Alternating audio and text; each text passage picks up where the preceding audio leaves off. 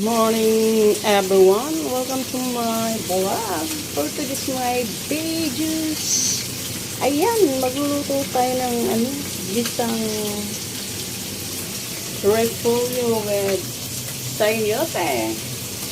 Ito na yung mga sangkap niya. May garlic, onion, siling green, and dahon ng sibuyas, yung konting luya, di ko pa naiwa.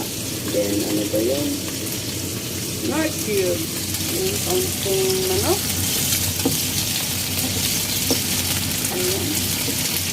Pula-pulayin na natin. At yan, nagtalpikan na nga yung oil. Ayan.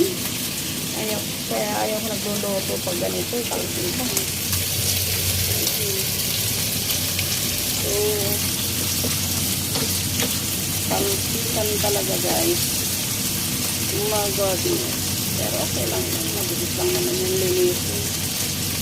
Pero talaga pag nagluto, iwasan magtalpikan. So, samahan niyo ko sa aking pagluluto sa tanghaling ito. What time is it na?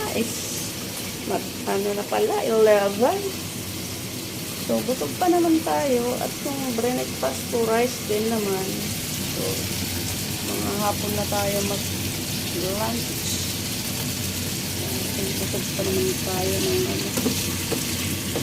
ng almusal. Mag-rice ako. Mag-rice din. Inulam ko yung pritong natira. Pritong bangos. Daing na bangos. So, ayan. Hintay lang natin mag-brown dun ito. After nun, lalagyan na natin yung mga lamas o mga sangka. Alright. So, i-mix natin. Mix.